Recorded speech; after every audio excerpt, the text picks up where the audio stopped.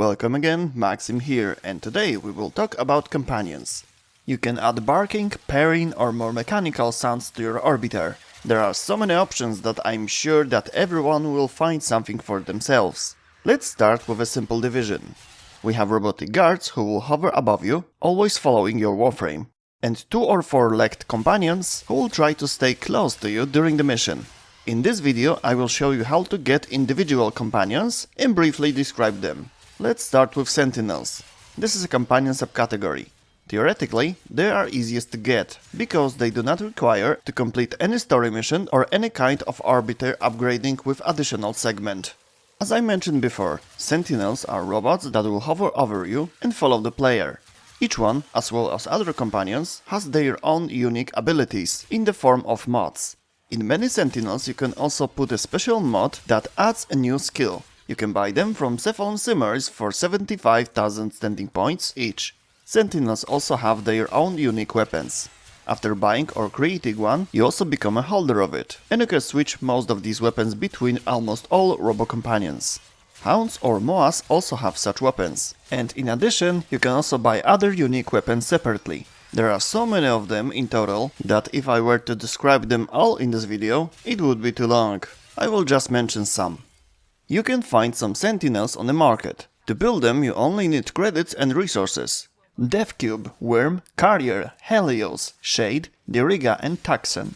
The last one should be the first choice of every player, because its blueprint costs 5,000 credits, while the price of others is as much as 100,000 credits. Taxon deals 200 damage to enemies within 10 meters, simultaneously converting the dealt damage into owner's shields. In addition, his weapon frees opponents, making them a slow and easy target, especially good for beginners. Dethcube can strike an enemy with a burning beam every 10 seconds, dealing 600 damage by default if it is no further than 30 meters. The damage is increased by Sentinel weapon mods. Additionally, with Semaris mod called Energy Generator, it is also able to drop an energy orb after every 10 kill assists. Wyrm can generate a shockwave every 15 seconds that can knock over multiply enemies within 10 meter range. Semaris mod allows it to block one status effect from applying on the owner every 5 seconds. Carrier was once the only Sentinel who could pick up drops. Currently this skill is generally available, and now Carrier is perfect for those who use a lot of ammunition. It converts the ammo packs that do not match your weapons so that they also increase your ammo supply. And in addition, it increases your total ammo pool by 25%. Its weapon, on the other hand, is a very good short-range option. It's a shotgun. An additional Semaris mod will make Carrier automatically open containers within 22 meters range. Helios is perfect for Codex fans. It can scan enemies and objects if you have scanners in your gear wheel, regular or Semaris ones. Also, if you use Semaris mod on it, it will show enemies' weak spots if a given mob has a completed Codex entry. Hitting weak spots will generate greater damage. Nautilus can be found on Neptune's Proxima from optional mission objectives. Main blueprint and all parts have a 6% drop chance each. Every 15 seconds it is able to grip enemies within 30 meters, and it can repair internal railjack damage. All of the Sentinels listed so far, except Taxon, have also Prime versions, for which you can obtain blueprints and parts by opening relics. Their skills do not differ from the regular versions, only some stats, such as health or shield, are slightly higher. Shade is a good option if you like stealthy approach. If an enemy appears within 24 meters, Shade will hide the owner until the enemy move away, or until the owner opens fire. This skill has 10 seconds cooldown. Semaris can sell you a mod named Ambush. It will increase your damage by 240% for 3 seconds after leaving invisible mode. Shade also has its Prisma version, from time to time available from the Void Trader Barketeer, which slightly differs in stats and appearance. Diriga is able to shoot from a long distance, 70 meters, and also electrocute more than one target over a short distance, 10 to 15 meters. Electric status stun enemies. This is currently the last Sentinel available via blueprint from the market. Djinn is available in the Dojo Biolab. It can lure enemies and generate an explosion that deals 250 damage. Killing mobs before the detonation will increase lure time and reduce the cooldown. Semaris mod Reawaken causes each picked up energy orb to reduce recovery time by 6 seconds, and for each collected energy orb, Djinn receives 300 overshields up to 900. Oxylus is available from the business for 20,000 Solaris United standing points on Fortuna after reaching rank 5 Old Mate. It is a great sentinel if you like to fish or gather resources. It can highlight the places of fish activity within 100 meters range and the fish themselves within 40 meters. Also, it can mark resource containers and material deposits within 60 meter range, and automatically breaks containers and collect resources every 3 seconds.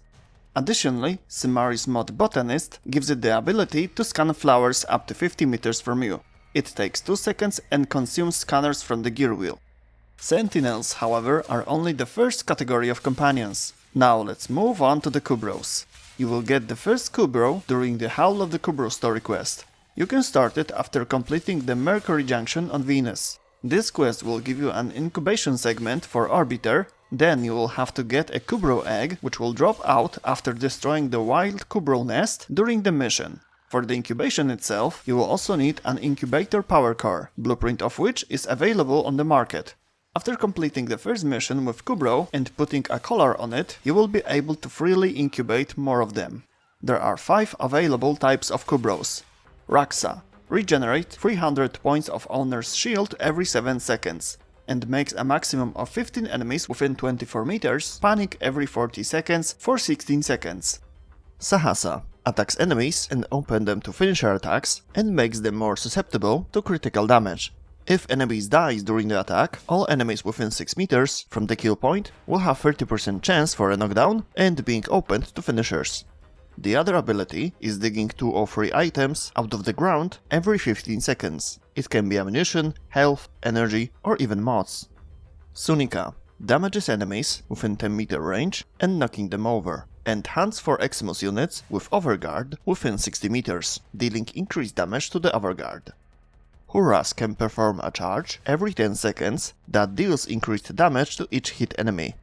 In addition, if it detects an enemy within 24 meters, it will make owner and itself invisible until the shot is fired or the opponents move away. Chesa disarms enemies by biting their hands, also can unlock locked lockers every 10 seconds, and get additional drops from dead enemies, 45% chance, it is a copy of Necro's Desecration. You can also create a Helminth Charger from a Kubrow egg. For this you need assist from Warframe's neck, who had a direct contact with Nychus or an infected person during the mission. In the incubation tab you choose the option to add cyst to the egg. Thanks to this you will create Helminth Charger. It can run like Huras and boost his statistics for a short duration of time, with each hit enemy, and pull enemies with proboscis, dealing damage to them at close range. You can place special mods from the Strain set, available on the Orb Valleys, that will allow it to create cysts on its body, from which maggots will crawl out and attack enemies. On Sentinels you can use special mods from Semaris. On the Beast Companions you can use mods from Master Tizunai on Cetus, Business on Fortuna, and Sun on Necrolisk. You buy them for the animal tax, and from more interesting ones you can buy a Loyal Retriever mod, which have 13% chance to double each picked up resource or credit. Resourceful Retriever have an 18% chance to double your picked up resources, and Prosperous Retriever mod have the same chance to double your credits. Speaking of mods, each Beast Companion have also a weapon, Claws. While each Companion gives you 6000 Mastery points, and each Sentinel 3000, Beast Claws do not grant any mastery. Back to the topic. Let's move on to the pairing companions. Kavats can be created after reaching 5th mastery rank and building and using a Kavat incubator segment. Blueprint of it can drop from this unit, 1.5% chance, or can be bought from the Dojo Tenno app. Once you have installed the segment, you need an incubator power core, like before, and the Kavats genetic codes. You will get them by scanning wild Kavats on Deimos. Best place is Extermination. You can use regular scanner, however Semaris one have a widget for double scans, so it is more effective. And if you don't like using scanners, you can always use Sinoid Heliocare. This hammer is available for 125,000 standing points from Cephalon Suda on rank 5. If you use it to kill and have some scanners with you, the kills will generate scans at the same time, so you can get Kavat genetic codes this way. If you think this is a brutal approach, you have nothing to be afraid of. The cats just go to sleep, and they are not getting hurt at all. Just look at them, see for yourself how sweetly they sleep.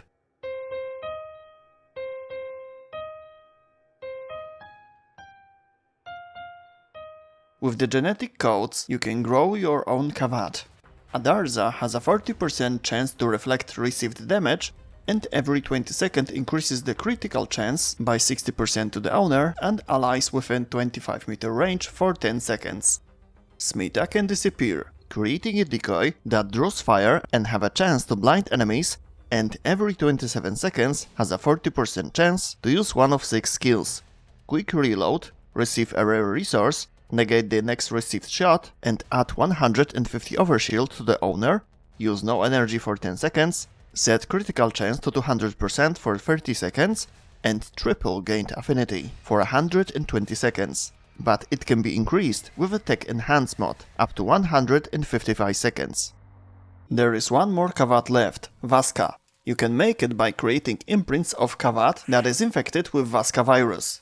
If you go to the plains of Eidolon at night, you may encounter wild Vasca Kavat. If they attack your Kavat, it will be infected. Master Tesonai on Cetus has an antidote for this virus, but before you use it, create 2 imprints of your pet. Use those imprints to make a new Kavat and you will get Vasca. It can heal itself by biting enemies, and by sacrificing 20% of its own life, it can heal its downed owner. Now few more mechanical companions. You can assemble your own Moa companion by visiting Gilek on Fortuna. To do this, you have to buy blueprints for individual parts from him, build them, and then return to assemble the entire Moa. Now you proceed in the same way as with Zos or Kitguns. Level it up, return to guild, and level up again. Moa's skills are universal. Each robot can use the skills from another, but to get them you have to build each specific type. Moa Para has the ability to shoot an anti-gravity grenade, and a mine that pulls enemies into one place and then explodes. Oloro has abilities that affect the owner's glide, lowers gravity, and can hack consoles on its own while having a chance to hack nearby robots and turrets for 14 seconds. Nychus gives you the ability to increase your shield capacity by 3000 and can jump on enemies, dealing damage to those within 5 meters of the target of this attack and stunning them. The second skill is kicking enemies. Damage of this attack scales with mods in the robot's weapon. The last model is Lambeo. After building it, you will get a mod that will allow your Moa to create a protective field in which enemy projectiles move 19% slower and deal 60% less damage. The bubble has a range of 5 meters, lasts 30 seconds, cooldown is 15 seconds. The second skill is generating a shockwave knocking enemies down every 10 seconds. You can also build Hounds there, parts of which you will get from the defeated Sisters of Parvos. But from those fights you will also get a whole ready-to-use Hound, so you will sooner get all 3 Hounds than you will be able to create your own from parts. However, you will be able to do it if you defeat many Sisters. About their skills. Each Hound, whether built or from Sister, will give you 3 skills. Each part has 1 skill assigned to it, so depending on what part the acquired or built Hound consists of, you will get different skills. Parts are divided into 4 types: Model, Audit mods, Core, Don't give any mods, Brackets, Denial mods, and Stabilizers, Prospectus mods. You can only have 1 mod of a given type installed at the same time. The model determines what type of Hound you have. Let's start with Audit mods. Byra, Null Audit, negation of Eximus aura skills. Hound copies the aura for 60 seconds and stripping 50% of enemy overguard. Dorma, Repo Audit, disarming impulses every 20 seconds, up to 30 meters. Heck, Equilibrium Audit. The Hound creates every 30 seconds, knocking down shockwaves up to 50 meters. Denial mods from the brackets. Cell, Reflex Denial, converts 90% of damage taken into 12 meters magnetic pulses. Erga, Diversified Denial, creates 3 smaller clones for 30 seconds that deal 85% of Hound damage. Zab, Evasive Denial, teleportation from under fire to a safe place within 75% chance of avoiding the damage. The last set is Prospectus from the Stabilizers. Frack, Focus Prospectus. The Hound fires an igniting beam that deals a total of 900 damage over 4.5 seconds. Hinta. Synergize Prospectus. The Hound fires a spark that is able to jump between 7 targets, 30 meters away, shocking them with electricity and dealing 300 damage.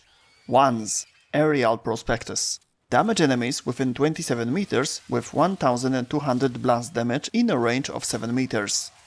The last two groups are Predasites and Vulpaphylas. There are plague counterparts of Kavats and Kubrows. To get them, you must first find an animal injured by plague monsters, knock it down and capture. As a result of it, the animal will be susceptible to manipulation of mutagens and antigens, which you have to choose to get your own pet. These are mainly visual modifications. All these things you can do after you visit Son on Necralisk. When revitalization is completed, you proceed like with Moas and Hounds, level up, guild and level up. There are currently 3 types of Predasites and the same amount of Vulpaphylas. Sly Vulpaphyla cause enemies to lose you from their sight for 1.5 seconds after performing a bullet jump. This skill have a 5-second cooldown. And another one, devolving pet into a larva when downed, and regains true form after 30 seconds. All Warframe kills reduces accuracy of the enemies against Warframes. Death mods always revert to larva form for 30 seconds. Crescent Vulpaphyla charges enemies, damaging and lifting them. Enemies in air damage others. After death, it returns to larva form and charges at enemies. Panzer Vulpaphyla is like Siren. Shoots 6 quills that deal viral damage with 60% status chance. Target affected by viral status will grow a spore. After death, it returns to larva form and attacks enemies using viral. In addition, from Sun on Deimos, you can buy a mod that fits on every Vulpaphyla, Martyr Symbiosis. Animal can drain health from corpses, and when the owner's health drops below 10%, the animal will sacrifice itself to save its master. There is also Violate Parasite, a mod that suits every Predasite. With it, animal will spit out a maggot every 15 seconds, which will stick to the opponent, provoke other enemies to attack its target, and finally explode at 10 meters with viral damage. Also, Vizier Predasite releases healing spores every 8 seconds, which heal it and its allies 300 health. It is also able to spit acid damaging tar at enemies and blind them at the same time. Medjay Predasite can charge at enemies within 30 meters and release spores, which open enemies to finishers and slows them down. The second skill is a finisher attack. If the target survives it, it will grow 4 violate pustules on his body. Pustules will take damage for 3 seconds and then explode, dealing accumulated damage with viral one. And the last one, Pharaoh Predasite. Places a parasite in the opponents, which try to catch other enemies with tentacles, slows them down and damage with viral. In addition, it also attacks with a spore cloud, which increases Taxon damage by 100%. And that's all in this video. Now you can call yourself Companions experts. If you have any questions, please type them in the comments or visit one of my streams, link in the description. See you next time, bye.